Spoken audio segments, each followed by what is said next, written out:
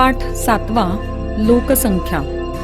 लोकसंख्येचा भस्मासूर हे विधान आपण नेहमीच ऐकत असतो. हल्ली लोकसंख्येला आळा घातला पाहिजे हेही आपण ऐकत असतो.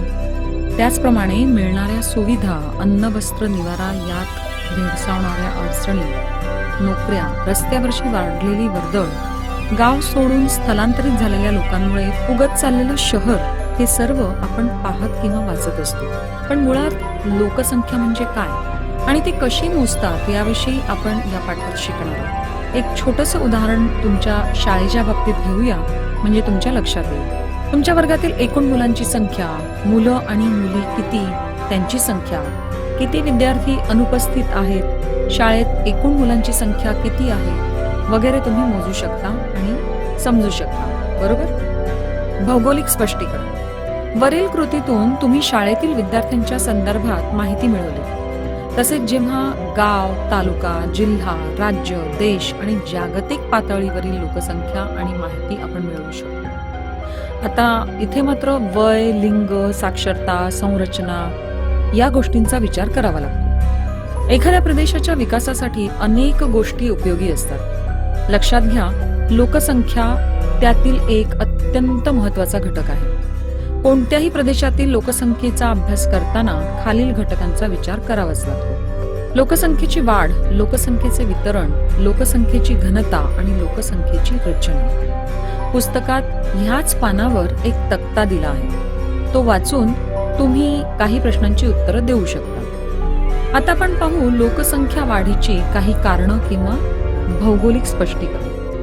तुमच्या हे लक्षात आलंच असेल की प्रदेशाच्या लोकसंख्येत सतत बदल होत असतो. काही वेळेस ती कमी होते तर काही वेळेस वाढते. ही वाढ किंवा घट अनेक घटकांशी निगडीत असते. यात जन्मदर, मृत्यूदर, सरासरी आयुर्मान, स्थलांतर इत्यादी गोष्टींचा समावेश होतो. आता काही छोट्या संकल्पना पाहूया. जन्मदर. एका वर्षात दर हजारी लोकसंख्येमागे जन्मलेल्या जिवंत अभ्रकांची संख्या जन्मदर दर्शवतो. मृत्यूदर. एका वर्षात दर हजारी लोकसंख्येमागे एकूण मृत झालेल्या व्यक्तींची संख्या मृत्यूदर दर्शवते. आयुर्मान. एखाद्या प्रदेशातील व्यक्तीच्या जन्माच्या वेळची सरासरी आयुर्मर्यादा. स्थलांतर. व्यक्ती किंवा व्यक्तिसमूह एका जागेवरून दुसऱ्या जागेवर जाणे, एखाद्या प्रदेशात बाहेरून व्यक्ती वास्तव्यास येणे म्हणजे स्थलांतर. एखाद्या प्रदेशात बाहेरून व्यक्ती वास्तव्यास येणे म्हणजे अंतस्थलांतर किंवा त्या प्रदेशातून दुसरीकडे वास्तव्यास जाणे म्हणजे बहिस्थलांतर. वरील सर्व घटकांचा लोकसंख्येच्या वाढीवर परिणाम होतो. जन्म, मृत्यू दर लोकसंख्येच्या नैसर्गिक बदलास कारणीभूत असतात. त्याचप्रमाणे व्यक्ती किंवा व्यक्तिसमूहाचे स्थलांतर लोकसंख्या वाढीस मुख्य कारणीभूत ठरते. नोकरी, शिक्षण, इतर रोजगाराच्या संधी आणि उच्च राहणीमान या सर्वांच्यासाठी होणाऱ्या स्थलांतरामुळे प्रदेशातील उपलब्ध संसाधनांवर ताण पडतो. उलट लोकसंख्या नियंत्रित असेल तर उपलब्ध संसाधनांचा सर्वांना यथायोग्य लाभ घेता येतो. लोकसंख्या नियंत्रणात असणे हे त्या प्रदेशाच्या विकासाचे निर्देशक असते. आकृती 7.1 मध्ये दाखवल्याप्रमाणे प्रयोग करून पहा आणि काही प्रश्नांची उत्तरं द्या. भौगोलिक स्पष्टीकरण. चवळीचे दाणे 2 वेगवेगळ्या आकारमानांच्या क्षेत्रात विखुरले जातात. मोठ्या क्षेत्रात वितरण विरळ दिसते तर छोट्या क्षेत्रात दाट दिसते. प्रदेशाच्या लोकसंख्येचं देखील असंच आहे. प्रदेशानुसार काही ठिकाणी पर्वत तर काही ठिकाणी सपाट मैदान असते. भौगोलिक परिस्थिती भिन्न भिन्न असते. काही ठिकाणी साधन संपत्ती भरपूर असते तर काही ठिकाणी ती मर्यादित स्वरूपाची असते. या परिस्थितीचा लोकसंख्येच्या वितरणावर परिणाम होतो. मुबलक साधन संपत्ती असलेल्या प्रदेशात अर्थातच लोकसंख्या जास्त आणि लोकसंख्या वितरण दाट असते. साधन संपत्ती कमी असलेल्या, अनुकूल परिस्थिती नसलेल्या, उंच सखल भाग असलेल्या प्रदेशात लोकसंख्याही कमी असते आणि लोकसंख्या वितरण सुद्धा विरळ असते. आता अजून एक प्रयोग करून पहा. 2x2 चा चौरस आखून 2 मुलं उभी करा आणि मग हळूहळू मुलांची संख्या वाढवा. आता विचारलेल्या प्रश्नांची उत्तरं. जेव्हा सगळ्याच प्रश्नांची उत्तरं नाही येतील तेव्हा लोकसंख्येच्या घनतेविषयी आपण चर्चा करू आणि निरीक्षणे नोंदवू. लोकसंख्येची घनता देशातील लोकसंख्या व क्षेत्रफळ यांचं गुणोत्तर म्हणजेच लोकसंख्येची घनता. लोकसंख्या वितरणाचे विवेचन करताना लोकसंख्या घनता विचारात घेतली जाते. घनता खालील सूत्रानुसार काढली जाते. लोकसंख्या घनता बरोबर प्रदेशातील लोकसंख्या भागिले प्रदेशाचे क्षेत्रफळ. जनगणना 2011चा एक तक्ता दिला आहे. त्यानुसार प्रत्येक प्रदेशाची लोकसंख्या घनता तुम्हाला काढता येईल. एखाद्या प्रदेशाचे क्षेत्रफळ व तेथील लोकसंख्या यावरून दर चौरस किलोमीटरमध्ये किती लोक राहतात याचा अंदाज बांधता येईल तुम्हाला. काही प्रदेश क्षेत्रफळाने लहान असून सुद्धा तेथील लोकसंख्या घनता जास्त आहे. उदाहरणार्थ गोवा, मुंबई. तर काही प्रदेश क्षेत्रफळाने मोठे असून देखील तेथील लोकसंख्या घनता कमी आहे. उदाहरणार्थ राजस्थान. विचार करण्यासारखी गोष्ट ही आहे की क्षेत्रफळाच्या दृष्टीने लहान असून सुद्धा गोव्यात लोकसंख्या जास्त आणि क्षेत्रफळाच्या दृष्टीने मोठं असून सुद्धा राजस्थानात लोकसंख्या कमी. कोणत्या भौगोलिक घटकाचा हा परिणाम असावा? विचार केलाय कधी? तुमच्या परिसरातील काही व्यक्ती आठवून त्यांची वर्गवारी करा. स्त्री, पुरुष, मुलं, सुशिक्षित, अशिक्षित, नोकरदार, व्यापारी, उद्योजक, बेरोजगार, गृहिणी इत्यादी. आणि मग दिलेल्या प्रश्नांची उत्तरं द्या.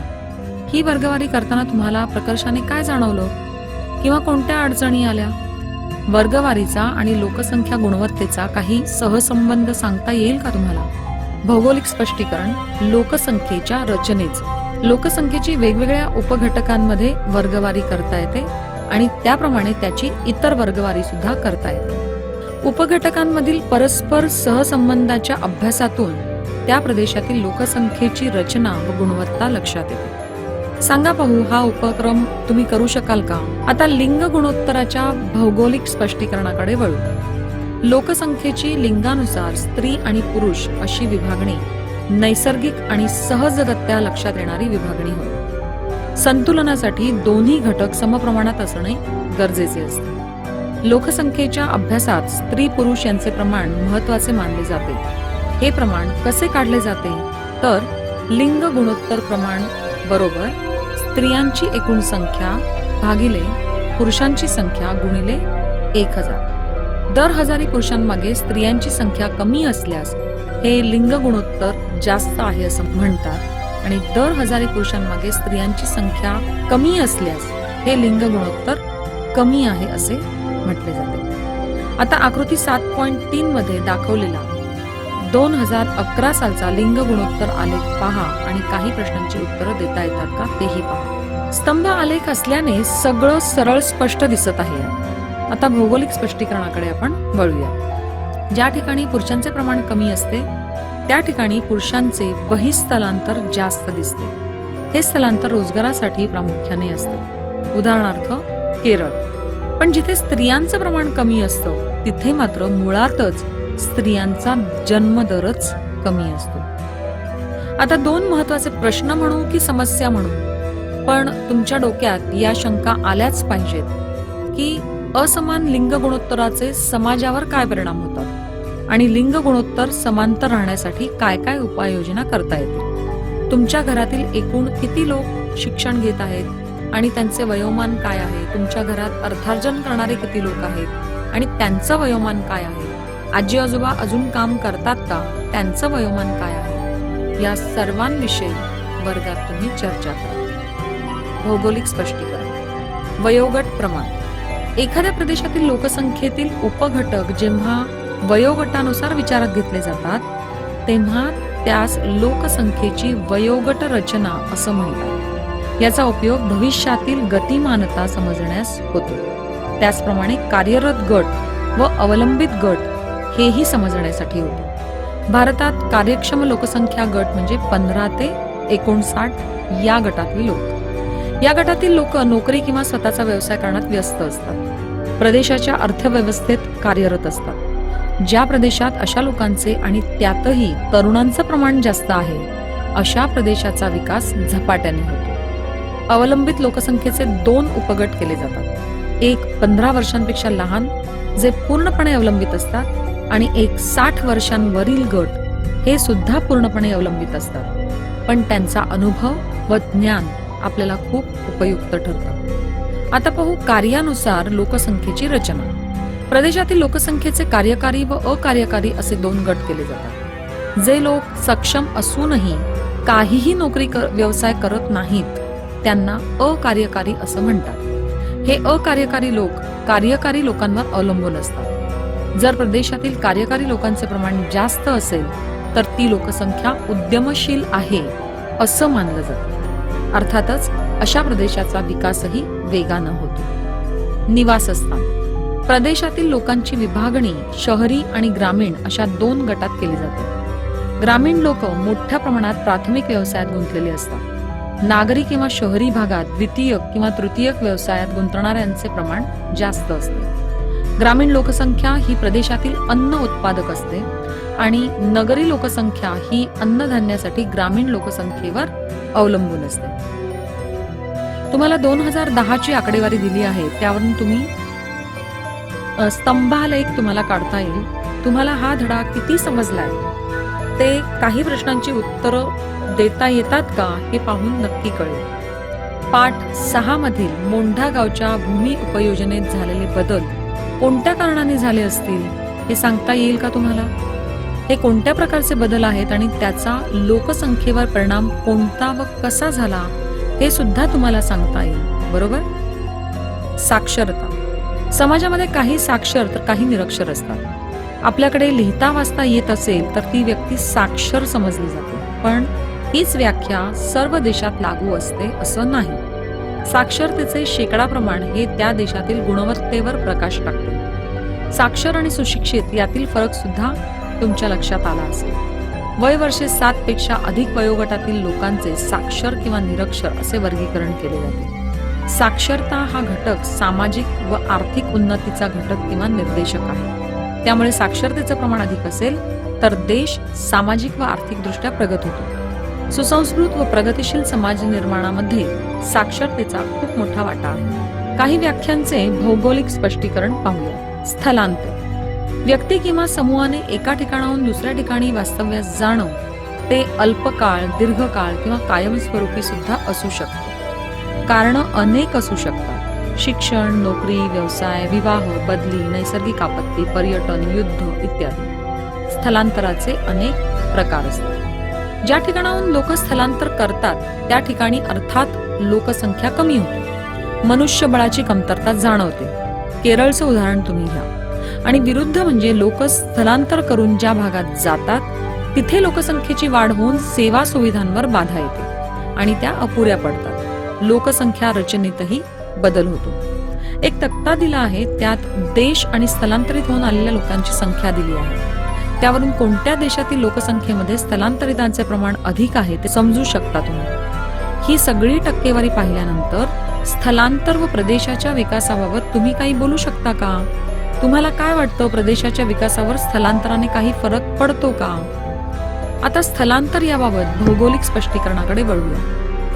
लोकसंख्या वितरणावर परिणाम करणाऱ्या घटकांमध्ये स्थलांतर हा फारच मोठा घटक आहे. स्थलांतरामुळे लोकसंख्येच्या रचनेत बदल होतो, कारण लोकसंख्येचे पुनर्वितरण होते. तुम्ही तक्ता पाहिला असेल नीट, तर स्थलांतरित लोकसंख्या जास्त असलेल्या देशात प्रामुख्याने नोकरी, व्यवसायाची संधी, नैसर्गिक साधन संपत्तीची उपलब्धता, आर्थिक विकास या गोष्टी महत्त्वाच्या ठरतात.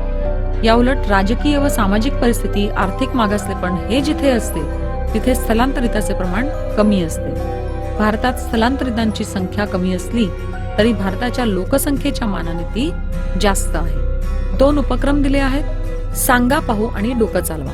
तुम्ही आतापर्यंत जे काही शिकलेले आहात, वाचलेले आहात, त्या आधारे हे दोन्ही उपक्रम तुम्हाला करता येतील. भौगोलिक स्पष्टीकरण. लोकसंख्या एक संसाधन. कोणत्याही देशाच्या आर्थिक, सामाजिक, सांस्कृतिक विकासात लोकसंख्या हे संसाधन फारच महत्त्वाचे असते. संख्येपेक्षा गुणवत्ता महत्त्वाची असते. साक्षरतेचे प्रमाण, लिंग गुणोत्तर, वयोगट यासोबतच आरोग्य, शैक्षणिक पातळी यांचा विचार लोकसंख्येचं संसाधन मानताना केला जातो. लोकसंख्येच्या गुणवत्तेनुसार कुशल किंवा अकुशल मनुष्यबळाचा पुरवठा होतो. पृष्ठ 42 वर सांगा पाहू मधील उदाहरणात तुम्ही पाहिलं असेल की ज्या शहरांमध्ये लोकसंख्या वाढली तेथील विकासाबद्दल काही सांगू शकता का तुम्ही? जर सुविधा नसतील तर वाढलेल्या लोकसंख्येचा उपयोग काय? विकास मोजावा कसा आणि तो मोजण्याचे प्रमाण काय? तुम्हाला माहित आहे का की बरीच दशके देशाचा विकास हा स्थूल राष्ट्रीय उत्पन्नावरून केला जायचा. याचा अर्थ जेवढी मोठी अर्थव्यवस्था तेवढा विकसित तो देश. पण विकासाचा संबंध त्या देशातील लोकसंख्येचे जीवनमान, गुणवत्ता, तिथे मिळणाऱ्या संधी आणि स्वातंत्र्य यावर अवलंबून असते. 1980 ते 1990 या दशकात मेहबूब अल हक आणि अमर्त्य सेन यांनी मानव विकास निर्देशांक ही संकल्पना मांडली. या संकल्पनेवर आधारित मानव विकास निर्देशांक दरवर्षी संयुक्त राष्ट्र विकास कार्यक्रम म्हणजेच UNDP मार्फत प्रकाशित केला जातो. पृष्ठ क्रमांक 48 वर एक तक्ता दिला आहे. त्यातील मानव विकास निर्देशांकावर टीप लिहा. मानवी विकास निर्देशांक आंतरराष्ट्रीय आर्थिक विकासाशी संबंधित मानवी स्थितीचा अभ्यास मानवी विकास निर्देशांक म्हणून मानला जातो. केवळ आर्थिक सुबत्ता म्हणजे विकास नव्हे, जे आता सर्वमान्य झाले आहे.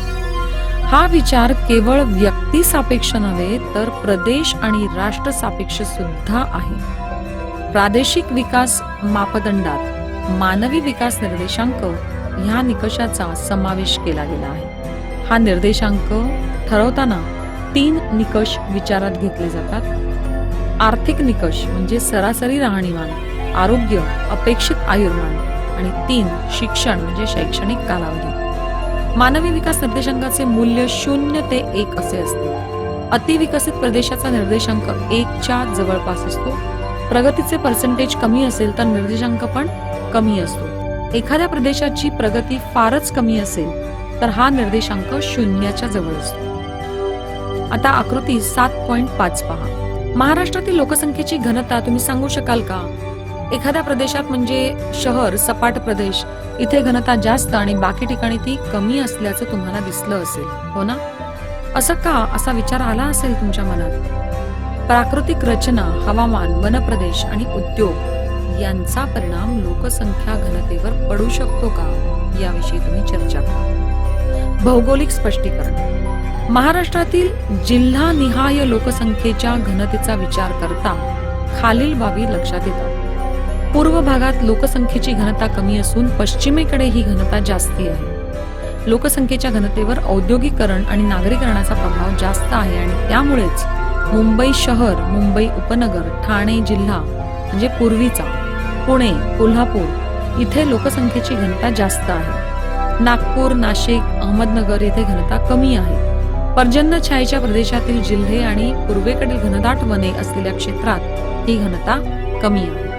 लोकसंख्येशी निगडीत सर्व माहिती आपल्याला सर्वेक्षणातून मिळते. भारतात हे सर्वेक्षण दर 10 वर्षांनी दशकारंभी होते. सर्वेक्षणातून प्राप्त झालेल्या सांख्यिकीय माहितीचा उपयोग वर्गीकरण, आलेखाद्वारे सादरीकरण, तुलना, नियोजन इत्यादी महत्त्वाच्या कामासाठी केला जाऊ शकतो. कमी लोकसंख्या व जास्त लोकसंख्या यामधील फरक, फायदे तोटे पृष्ठ 50 वर दिलेल्या वैशिष्ट्यांनुसार तुम्हाला सांगता येईल. भारताची लोकसंख्या 121 कोटी आहे. घरगुती वापरासाठी दर माणशी 50 लिटर पाणी लागत असेल तर पूर्ण भारतभर घरगुती वापरासाठी किती पाणी लागत असेल? लोकसंख्या नियंत्रणासाठी लोकशिक्षण, शिक्षण, जनजागृती, संशोधन, आरोग्य, सुविधा, नियोजन आणि सरकारी धोरण या सर्व मुद्द्यांवर तुम्हाला चर्चा करता येईल.